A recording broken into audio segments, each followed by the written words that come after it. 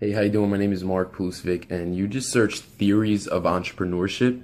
I mean, it's kind of funny. I don't really consider myself someone who seeks theories, but it's pretty cool to learn about it because how I spread my business, how I practice entrepreneurship myself is I have one of my strategies is I find keywords that people are looking for, and this term theories of entrepreneurship actually gets 1,300 searches a month. And so it's clear that people are definitely interested in different theories. So I figured I'll go learn it and then help people out and share exactly what it is, what are the different theories of entrepreneurship. Just to start out, the basic definition of entrepreneurship is someone who starts a business and accepts all the risks that are associated with starting your own business, basically. And there's five different theories that they all kind of fall into. And the first one it's in no particular order, but it's economic. It's an economic theory that basically the idea of entrepreneurs as risk takers are important for the economy.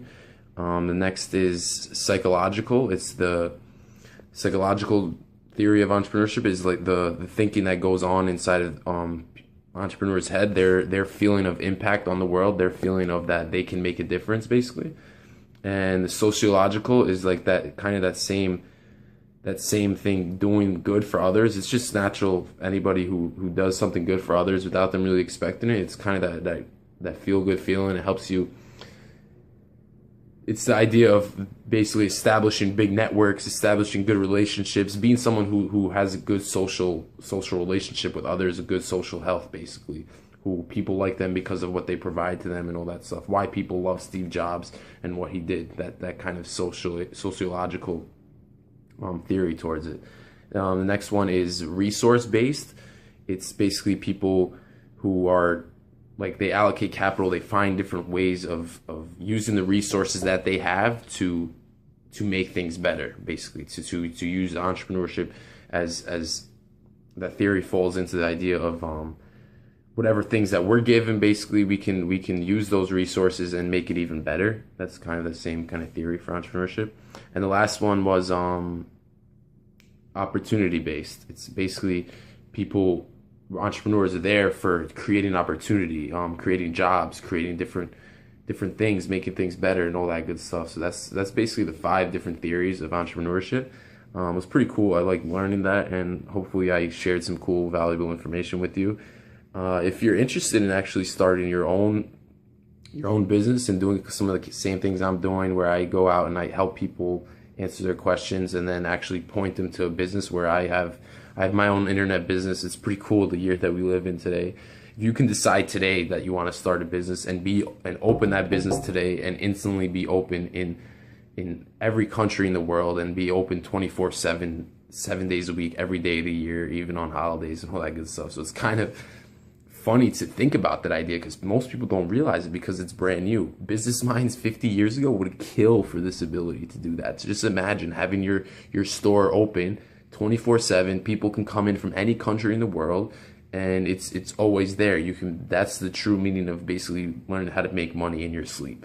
It's definitely a cool experience. So I encourage you to take a look at the information below this video. It's hbl.nxt-school.com.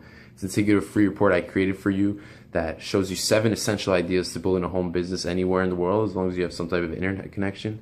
Either way, hopefully this video was valuable to you. Hopefully you like what you see on the next page. If you're interested in becoming an entrepreneur or kind of changing your way in entrepreneurship, whatever it is that you're doing, I'm not sure what it is that you're doing or where you're coming from. But either way, hopefully this was valuable to you. I thank you for taking time to watch this video, and hopefully we can talk soon. Take it easy.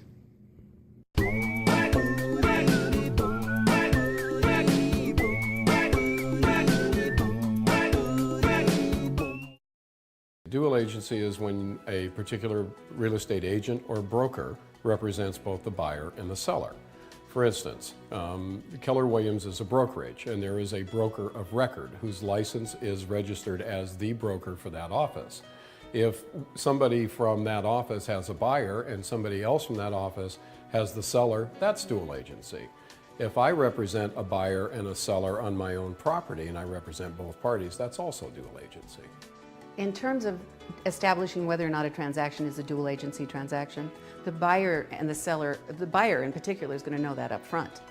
Then the buyer is going to know that he's asking an agent to write an offer for him who already has the listing on the property. That's a choice that the buyer makes.